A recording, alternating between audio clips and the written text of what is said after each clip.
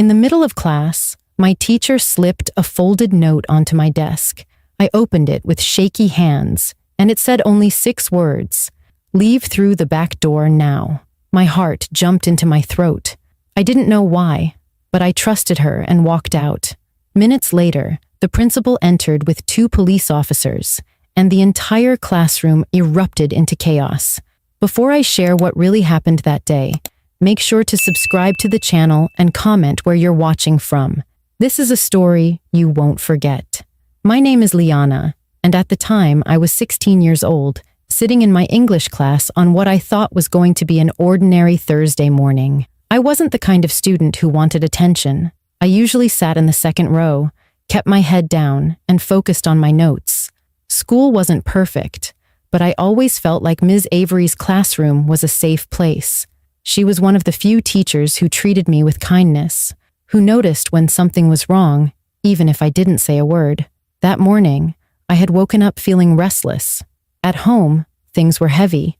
My mom worked double shifts at the hospital and barely had time to rest. My older sister, Maya, was in college, but she called me almost every night to check in. She was my anchor, the one who always reminded me that I wasn't as invisible as I felt. Before I left for school that day, she had said on the phone, "Just get through your classes, Lee. You're stronger than you think." I carried those words with me into the classroom. But something was different that day. From the moment the bell rang, Miss Avery seemed tense. She glanced at the clock more than usual, her eyes flicking toward the door as if she were waiting for something to happen. At first, I thought maybe she was nervous about a surprise classroom observation or worried about an announcement. But when I caught her eye, she gave me a look I couldn't read, a mix of urgency and worry. I tried to push the unease aside and focus on the lesson. My pen scratched across the notebook, the words on the board blurring as my mind drifted. Then, out of nowhere, Miss Avery walked down the aisle and paused at my desk. She slipped a folded piece of paper onto my book and whispered, "Read it now." I looked up at her in confusion, but her eyes were steady, firm, and serious. That was when my stomach tightened, because I realized whatever was happening wasn't about the lesson, it was about me. When I unfolded the note and read the words, "Leave through the back door now," my heart hammered so loudly, I thought everyone around me could hear it. For a second, I froze, unsure if I should obey. It felt unreal, like something out of a movie. Students were busy scribbling notes, whispering to each other, completely unaware of what had just been placed in my hands. I looked up at Ms. Avery, hoping for some explanation, but she had already turned back toward the front of the room. Her face was tight, her jaw set. That was when I knew this was serious. I slid my notebook closed, stuffed the note into my pocket, and quietly gathered my things. My chair squeaked against the floor, and I winced, praying no one would notice. A few heads turned, but I forced myself to walk calmly toward the back of the classroom. My legs felt weak, like they might give out any moment. When I pushed the back door open, the cool air in the hallway hit me, and I finally let out the breath I had been holding. I didn't run, but every step felt heavy as I moved down the hallway toward the stairwell. I had no idea what I was walking away from. My mind raced through questions. Was there a fire drill? A lockdown? Did something happen to me specifically? Why me and not anyone else? I found a corner near the stairwell and crouched low, hugging my bag to my chest. My hands were trembling. I tried to listen, straining to catch any sound from the classroom. At first, there was silence, just the faint hum of the air vents. Then, I heard the door to the classroom swing open. The sound of firm footsteps echoed down the hallway. I peeked around the corner, and that's when I saw them. Principal Harris, walking briskly with 2 uniformed police officers right behind him. Their expressions were grim, focused. They weren't there for a routine visit. Something was very, very wrong. They turned into my classroom. Almost immediately, the quiet hum of the school erupted. I heard chairs scrape across the floor, gasps, and voices rising in shock. My classmates sounded confused, panicked, some of them shouting questions. The officers barked commands, their voices sharp and commanding. I pressed my back against the wall, my breath shallow, too afraid to move. Inside the room, someone yelled, and then there was a loud thud, like a desk had been shoved. The chaos grew louder, overlapping voices, my classmates' reactions blurring into noise I couldn't make sense of. My stomach twisted. Whatever was happening in there, I was supposed to be kept away from it, and that terrified me more than anything. I gripped my phone in my pocket, tempted to call my sister Maya, but my hands shook too much to dial. If I told her right now, she would panic, and I didn't even have answers to give. Instead, I sat frozen, waiting for the storm to pass. Minutes felt like hours. Finally, the sounds began to settle. Doors slammed, footsteps echoed again. This time, I saw the officers leading a student down the hallway between them. His wrists were cuffed, his face twisted with anger as he shouted back toward the classroom. My stomach dropped when I recognized him.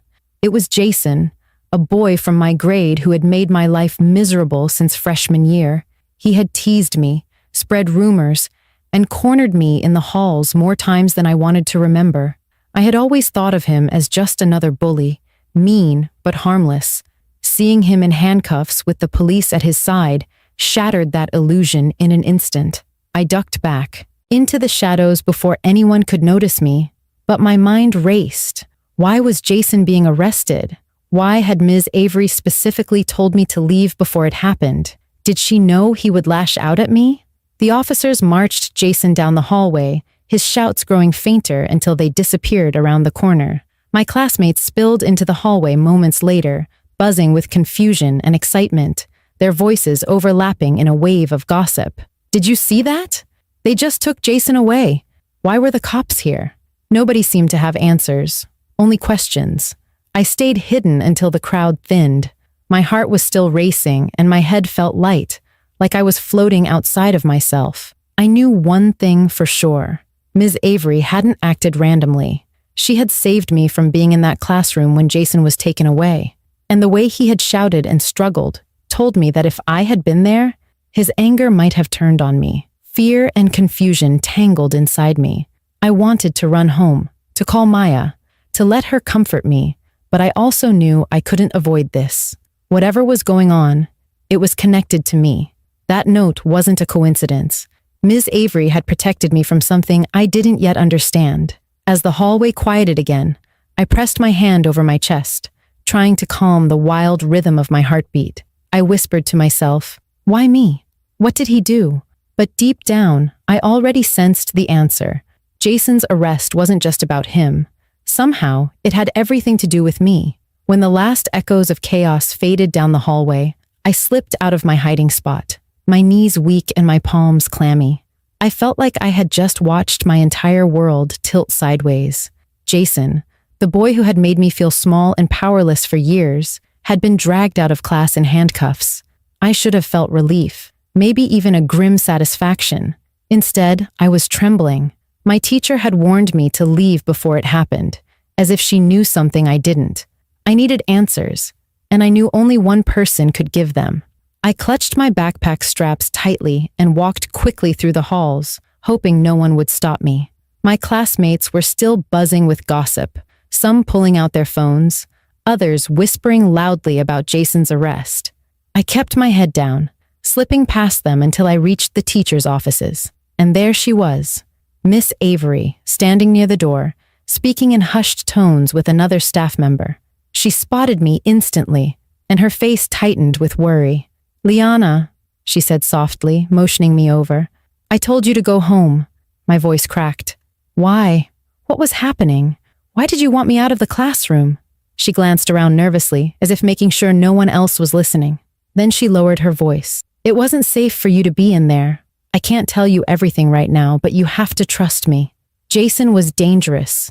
He could have turned on you the moment." The officers walked in. The words made my skin prickle. "Why me? What do you mean he would have turned on me?" Ms. Avery sighed heavily, like the weight of the world was pressing on her shoulders. "Because he has a history with you. He's targeted you before. The principal was worried that if you were in the room, he'd lash out in front of everyone." I felt my stomach twist. "So you knew this was going to happen? You knew they were coming for him?" She nodded slightly. "I overheard enough to understand." I couldn't risk you being caught in the middle.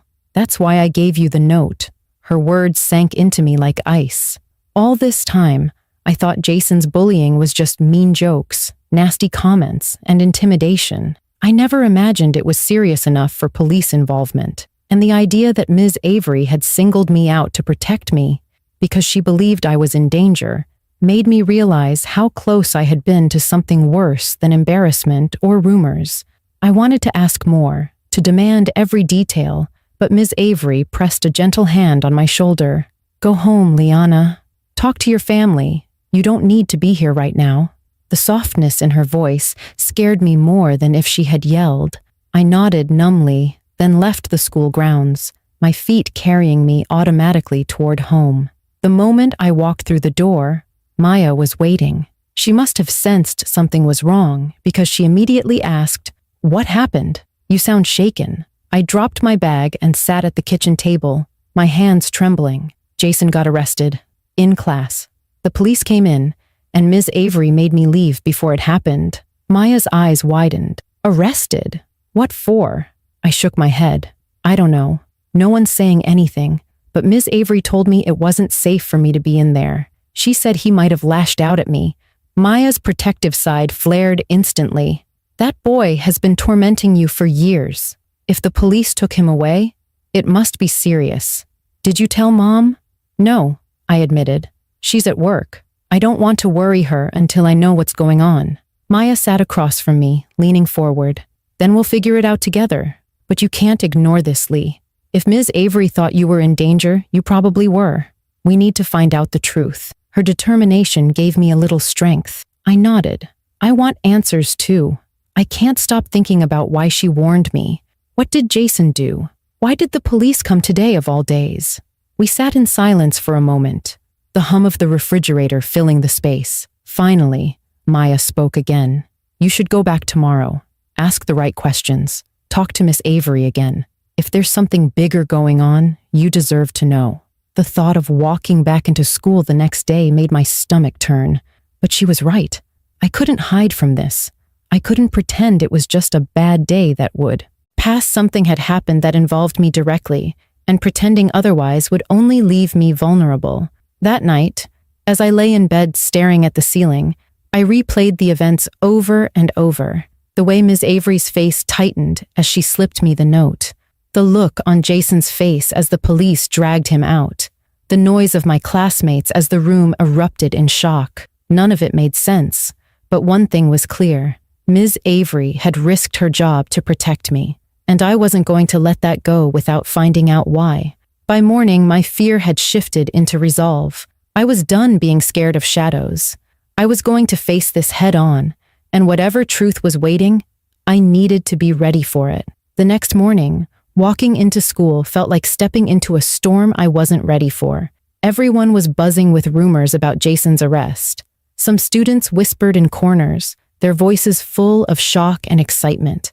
Others scrolled through their phones, passing around blurry videos taken during the commotion.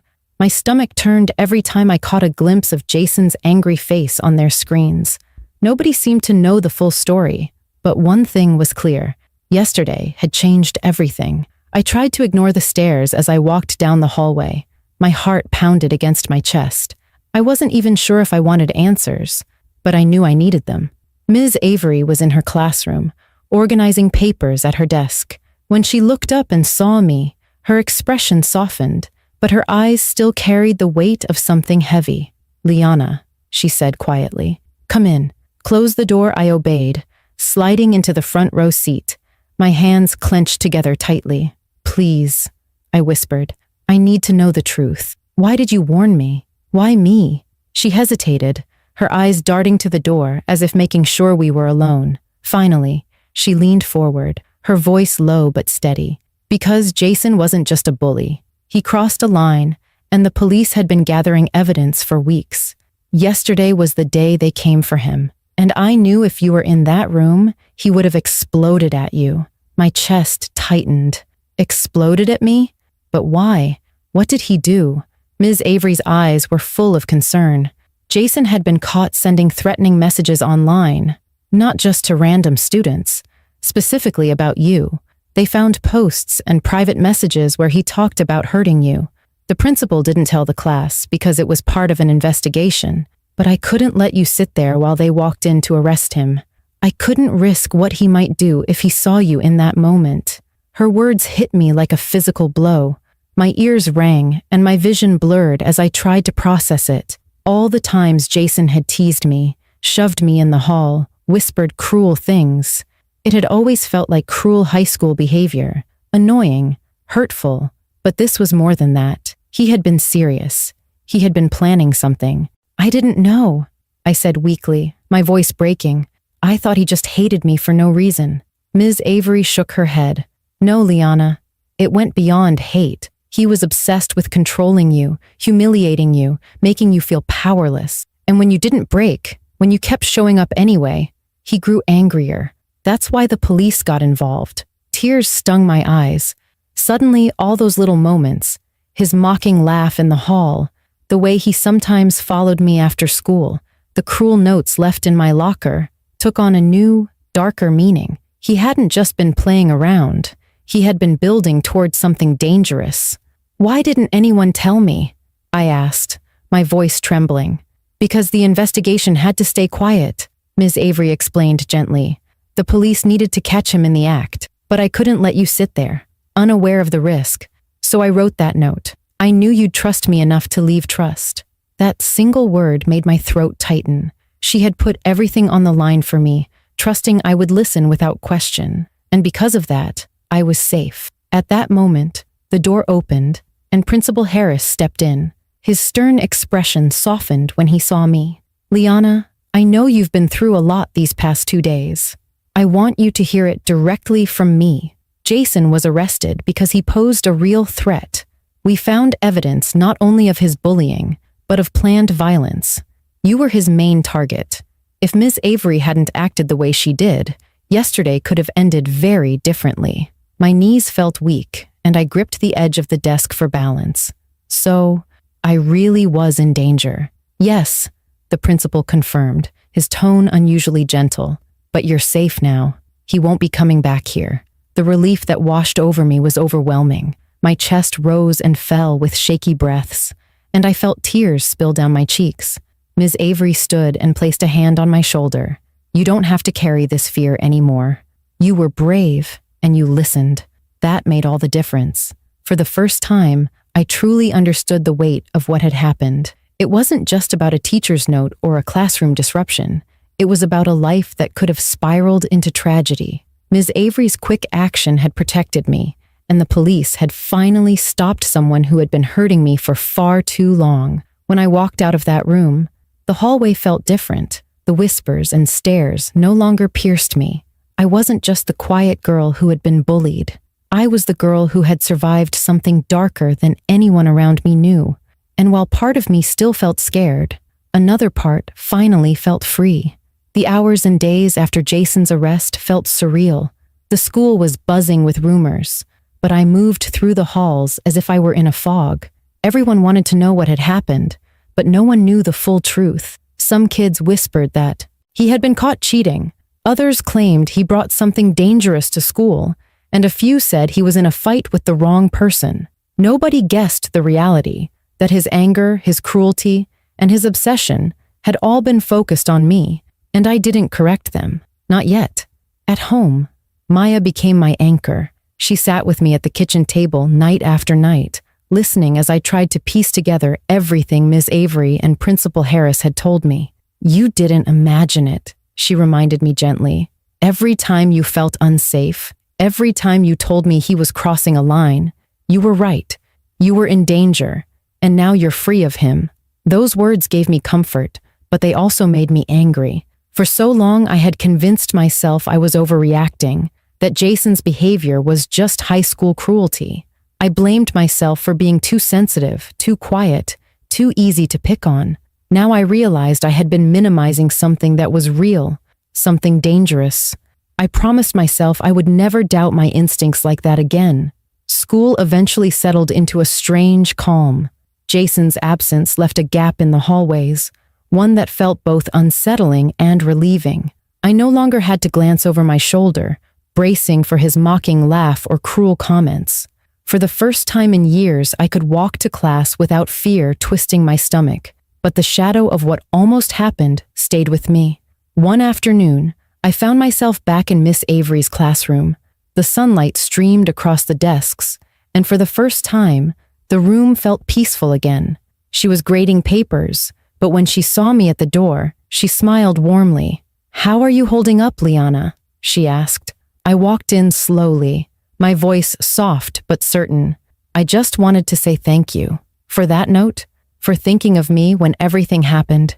You saved me." Her expression grew serious. She set down her pen and said, "You don't owe me thanks. Any teacher would have done the same." But I shook my head. "No, you listened to your instincts. You trusted me to listen to you. If I had stayed in that room, I don't know what would have happened. You gave me a chance to walk away." She looked at me for a long moment, her eyes kind but heavy with the knowledge of what could have been. "Then let's both remember this, Liana. When something feels wrong, you don't ignore it. You act. That's what keeps you safe." That conversation stayed with me. It wasn't just about Jason anymore. It was about life. I realized that danger doesn't always announce itself loudly. Sometimes it hides in plain sight, in a classmate's cruel words, in a look that lingers too long, in the uneasy feeling that something isn't right. Too often we dismiss those signs. But the truth is, those instincts are warnings we need to trust. At home that night, Maya hugged me tightly. "You're stronger than you think," she whispered. And for the first time, I believed her. Surviving this didn't make me weak. It showed me the strength I didn't know I had. In the weeks that followed, I found myself walking with more confidence. I spoke up more in class. I started joining my sister on evening calls, telling her not just about my worries, but also about the small victories, like reading out loud in front of the class or raising my hand when I knew the answer. The fear was still there, but it no longer defined me. Looking back now, I see the note Ms. Avery gave me as more than just a warning. It was a lifeline. 6 words that told me my safety mattered, that I wasn't invisible, and that someone was watching out for me. Those 6 words taught me a lesson I will carry forever. Trust your instincts and trust the people who prove they care for you. If there's one thing I want others to take from my story, it's this. You don't have to face fear alone. Sometimes the people around you can see danger before you do, and when they step in to protect you, listen. It might just save your life. Thank you for being with me through this story.